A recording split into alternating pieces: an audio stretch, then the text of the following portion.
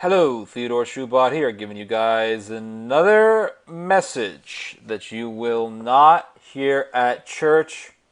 I guarantee that. I have another story for you guys. This one really exposes the reality of the evils of paganism. Paganism. We forget that paganism still exists. We forget that pagans still exist, and many of us, when we hear about pagans or people who want to worship pagan gods, we think, oh, that's just silly, or those people are just in a phase, or, oh, who cares? They can believe whatever they want. All that indifferentism that is truly destroying society and whatever is left, whatever remnants have survived the feminist onslaught of against Christendom, whatever remnants of Christendom that has survived, the full-out war that the modernists have executed upon Christianity and all things holy. The pagans want to destroy it. The pagans want to destroy everything that is Christian, everything that is of Christendom, everything that is of God. They are not harmless people. They are dangerous. And there is most definitely an agenda on the part of pagans, neo-pagans in the U.S. to commit a mass slaughter of human beings. In fact, they have already done that, and I'm going to get into that in a little bit. And what prompted me to talk about this with you guys on the show here is a story that came out just a few days ago from a Eastern Orthodox website called Pravoslavy. It's a Russian website, but they report on a lot of good things on what's happening within the Eastern Orthodox world, Eastern Europe, the Middle East, basically the part of the world that is Eastern Orthodox.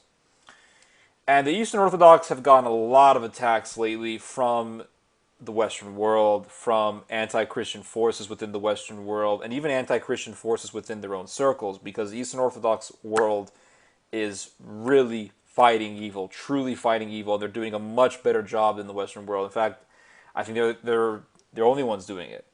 At least most of the work against the evil, against homosexuality, against Islamic terrorism, against paganism, against all of these evil forces. Russia is going against the homosexual agenda. The Western world is not. Russia is fighting ISIS. The Western world is not. Russia and the Eastern Orthodox world, they're fighting the homosexual agenda. I mean, when the queers come to Eastern Orthodox countries, they get beaten up. When homosexuals in, I don't care where you go, Serbia, Poland, which is a Roman Catholic country, and it's probably the most forceful, most strong, most zealous of the Catholic nations in Europe, most definitely more Catholic than Spain or Italy. When the homosexuals in Poland try to express their evil and wicked plans, the Polish Catholics beat them up. The Serbs, the Bulgarians, the Ukrainians, the Russians, they are fighting this evil. And what do the Western Christians say? They always say, "Oh, this is not Christian. Oh, this is totally against the teachings of Jesus. Jesus would never do this." Stop blaspheming Jesus and equating him with your Starbucks idolatry. Enough of that nonsense. Jesus Christ took a whip and he fought the heathens. He went into the temple. He went against those who were prostituting his Father's house. He did not allow for this evil to be tolerated. And these people were not homosexuals in the temple. They were simply merchants who were making money off the temple. Imagine what would happen if they were homosexuals in the temple. What would Jesus do? Jesus would go in there and destroy the whole lot of them. He would punish them. He would be even more enraged than how he was against the merchants. And I find this story here on this Eastern Orthodox website. What does it talk about? It talks about pagans in Greece are planning mass terrorist attacks against Christians in Greece. And the story says the metropolis of Piraeus of the Church of Greece made a special statement in connection with the intensification of activities of neo-pagans. The document points to, quote, the unprecedented radicalization of some neo-pagan organizations, most of which go beyond law and outrage all decency. Through their internet pages, the neo-pagans blaspheme against Christ and Orthodox saints, threaten priests and Orthodox faithful. This is what the statement says, quote, they openly declared the formation of armed groups, the so-called warriors of the gods, who under direction of their pagan priests will rise in an armed revolt so as to liberate Greeks from the Christian, quote-unquote, Christian slavery. They speak of a river of blood and piles of corpses. They express their intention to launch a holy liberation war against Orthodox Christians whom they call invaders who occupy the territory of Greece. The recent detention of members of one radical neo-pagan organization in the city of Kalamata indicates that pagans will not confine themselves to threats only. The neo-pagans laid explosives under the monument to the last Byzantine emperor, Constantine Palaiologos, who was a great emperor, by the way, a great warrior, in Sparta, and were going to make a number of attacks on state institutions, cultural centers, and organizations. The metropolis of Piraeus notes that neo-pagans earlier today attacked Orthodox churches and asked the police to inspect the literature published by neo-pagans, to examine their websites, and to ensure security of Orthodox believers. This is the reality. The pagans would not hesitate to kill us. Do not think for a second that they are no people in the government. I don't care, in America, in Europe, or whatever. Do not think for a second that there are no people who would not hesitate to throw Christians into prisons, to throw Christians into concentration camps. This is the reality, everybody. This is the reality of the evil. This is a war that's been going on since the beginning. When you go back to Genesis and the Tower of Babel, there was the church battling pagans. Abraham left Mesopotamia because he was preaching against paganism. He was receiving persecution. He went to Canaan. This is what Josephus tells us. Joshua and the Hebrews, under the direction of Moses, left Egypt because they wanted to flee the pagan tyranny of Egypt. Moses goes to Pharaoh and says, the Lord says, let my people go. And Pharaoh, what does Pharaoh tell Moses in the beginning? He says, who is your God that I should listen to him? That was the war. It was a war against paganism and against the true faith. The Hebrews they're traveling to Israel. They're traveling to Canaan. They get attacked by the pagans. They get attacked by the Moabites. They get attacked by the Canaanites, pagan heathens. Balak, the Moabite king, goes to Balaam and says, I want you to put a curse on the children of Israel. What's that about? The true faith against paganism. They go into Canaan. They have to kill off the pagans. They have to kill off all of the pagan religion in the land. They have to purge it, extirpate it from the evil. What is this about? The war between the city of God and the city of Satan. I don't care if you go to Genesis, Exodus, Leviticus, Numbers, Deuteronomy, Joshua, you go into Judges, you go into Chronicles, you go into the book of Ruth, you go into the book of Judith, you go into the book of Esther, you go into the first book of Kings, the second book of Kings, Zechariah, Ezekiel, Isaiah, Jeremiah. What do all of these books have in common? They all recount the war between those of the true religion and those of the false religion, those of the pagans. And the pagans are always trying to kill those of the true faith. Always, always, always. And we think that war just ceased. It never ceased. It doesn't end. It never is going to end until kingdom come. And people today are indifferent. They're callous to the reality of what the pagans want to do. The pagans want to create heaps of body parts, Christian corpses. This is what the report says. Do you want me to read it to you again? Do you want me to read it to you again? It says, they speak of a river of blood and piles of corpses. They express their intention to launch a holy liberation war. It's not just the Muslims we have to worry about. Pagans also. Look at what's happening in India. India and Pakistan. One is Muslim, one is Hindu. In Pakistan, they kill Christians. They rape Christians. In India, they kill and rape Christians. And I remember speaking with my Pakistani contact recently, and he told me, this is a Pakistani man who goes against the Islamic persecution of Christians. He sees it all the time. He deals with it. He's fighting it. But you know what he told me? He said, Dad, let me tell you something. The persecution in India under the Hindu is worse than what is happening in Pakistan. This is what he told me. In every village that you go to, you cannot go into any village in India where Christians live without hearing a horror story about Christian suffering. Rape, kidnapping, murder, stabbing, lacerations. This is happening in India, and no one gives a damn. The Hindus took a pastor just recently. How many of you have heard this story? When did the press tell you this story? When did the C's tell you this story? Fox News, CNN, NBC, ABC, BBC, ABC, LBC, ABC, whatever. All the C's, the crap.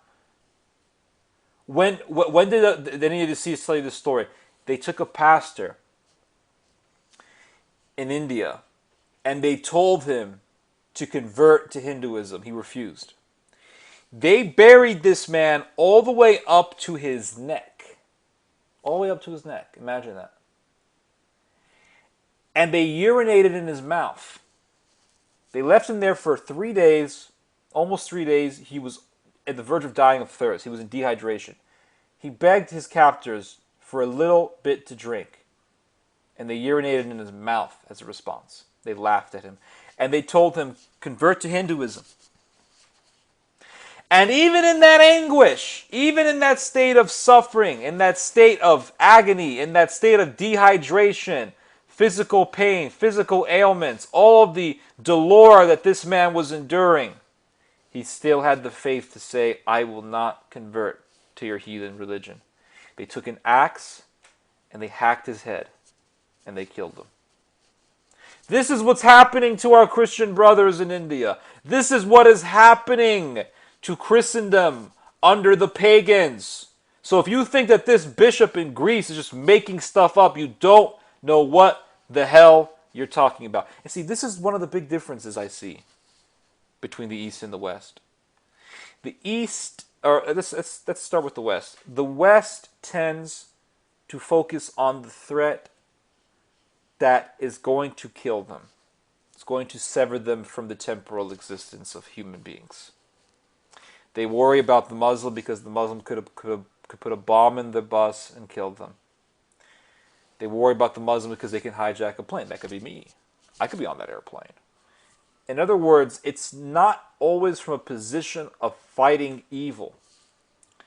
It is almost always from a position of selfishness and self-preservation, which is selfishness. In the end of the day, that's what it is. Like, I hate these people because I could die. I don't like these people. I'm fighting against Islam because they are of the devil. They want to destroy Christianity. No, usually it's because they're going to kill people. Because if we truly, truly were fighting and working from a position of fighting evil and going against the principalities of darkness, as St. Paul tells us, we would be demanding from the state to get rid of all the homosexuals in the U.S. military. You talk to soldiers. You talk to people who are in the military. You read the reports coming from these studies, these polls on rape in the military. And you will learn that the majority of rapes taking place in the military is not man on female. It is man on man. The great majority. Tens of thousands of soldiers in the U.S. military are soldiers, the ones that we go to and say, thank you for your service. You know, we want to look patriotic. We see them in the airport. Thank you for your service. If we really appreciated the armed forces of the United States, we would be demanding for the removal of all homosexuals in the military. Not just, or not even, for the reinstallation of Don't Ask, Don't Tell, because the fags are still there. They're just not talking. But for the utter extirpation, the utter purging of homosexuals from the military, they need to be removed. They need to go. If we were truly patriots, if we were truly desirous of fighting evil, we would be going against the homosexual presence in the military, and there's a lot of it. There's too much. Around 57,000 soldiers were raped in just 1 year by homosexuals. If we really wanted to fight against evil, we would be going against Planned Parenthood with the same amount of enthusiasm as we do against the Islamic agenda. We would be going against Planned Parenthood. We would be going against the... They're selling freaking body parts. And we're talking about pagans making a body of corpses, and that leads me to another thing. They already have made a body of corpses. Corpses of the innocent. When King Herod heard about the coming of Jesus, he said that he wanted to kill all the children, I think under the age of 3, males. And he killed them. And the scripture describes this as the murder of the innocent. And so we already have a pile of corpses of innocent people. It's called Planned Parenthood.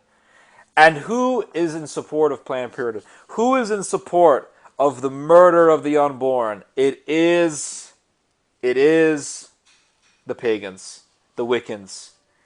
They want population control because they believe that human beings are a danger to Mother Earth. Why do you think you go to, forget which state this was in, but in some state of the U.S., there's these 2 big stones, and on the stones is like the 10 Commandments for the environment. And I believe John Lennon, or not John Lennon, I think it was, who was the singer who made that song? John Denver. John Denver praised this 10 Commandment, pagan 10 Commandments. And in this commandments, it says that we need to reduce the human population, I think, to around 500 million people. Now, there's around 6 billion people, 6 billion or so people living in the world. So if you were to reduce the number to 500 million, that's a huge Holocaust. We're talking about mass murder here. We're talking about unlike anything any dictator ever did. Forget Stalin, forget Hitler. These people want to butcher human beings by the hundreds of millions. By the billions, they want to kill human beings. And that's what these environmentalists want. Al Gore, you look at all of these environmentalist people, they all want to reduce the human population. You look at, there was a book that came out back in the 60s. I think it was called Population Explosion. Who was the one who wrote that book? Was it Stillage? Something Stillage, I think. In that book, he talks about how they need to reduce the population. I mean, you go on and on and on. You have all of these environmentalists, all these environmental authorities. They want to just slaughter human beings. And they're being backed up by all the reprobates. They're being backed up by the Sodomites. They're being backed up by the neo-pagans, the Wiccans, the Satanists. They all want population control. And it's all against God. All this stuff is a result of Antichrist spirit, the anti-Christian sentiment that all these people harbor.